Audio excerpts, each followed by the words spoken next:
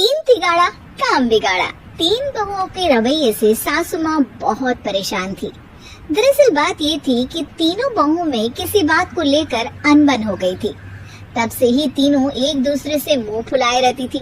ना कोई सीधे मुंह किसी से बात करती, ना किसी का कहना मानती।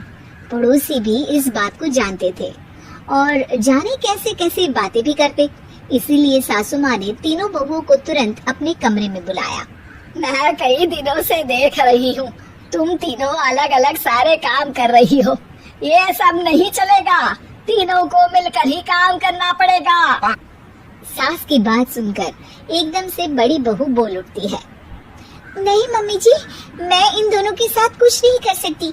मैं इस घर की बड़ी बहू हूँ, फिर भी ये मेरा कहना बिल्कुल भी नहीं मानती।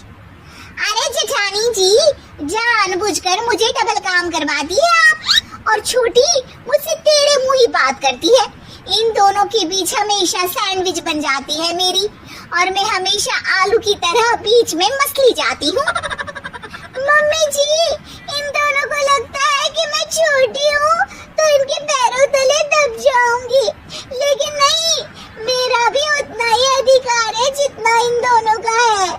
बढ़िया ही दोनों मेरी चुगली करने के लिए मुझे क्या कम समझ रखा है।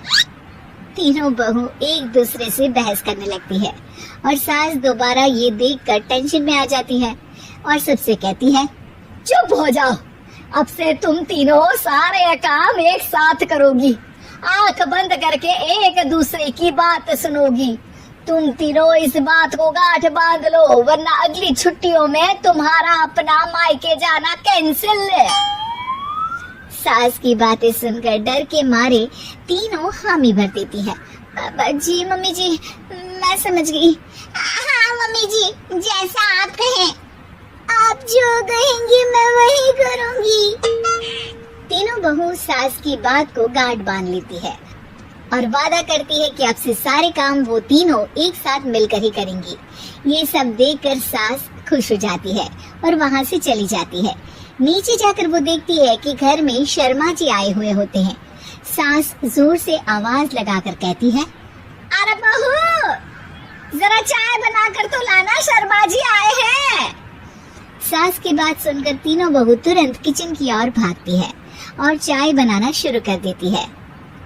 मुझे तो एकदम मसाले वाली कड़क चाय पसंद है, तो हम शर्मा जी के लिए मसाले वाली चाय ही बनाएंगे। अरे नहीं दीदी, गर्मी के मौसम में मसाला चाय कौन पीता है? मैं तो शर्मा जी के लिए इलायची वाली चाय ही बनाऊंगी। ये कैसी बात कर रही हैं आप दोनों?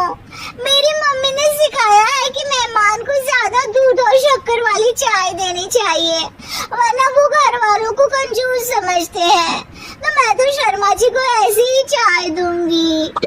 तीनों बहुएं अपने अपने तरीके से चाय में शक्कर, मसाला, पत्ती सब डाल देती है।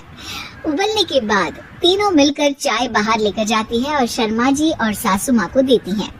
चाय पीने के बाद शर्मा जी सासू माँ को देखकर शर्मा जाते हैं और शर्मिंदा महसूस करते हैं कि आखिर उन्होंने चाय पीने के लिए हामी क्यों भरी। सासू माँ भी चाय पीना शुरू करती है और कहती हैं, अरे बहू, ये कैसी चाय बनाई है? चाय है या मीठे दूध की बासुंदी? हाँ, चाय अच्छी नहीं लगी क्या?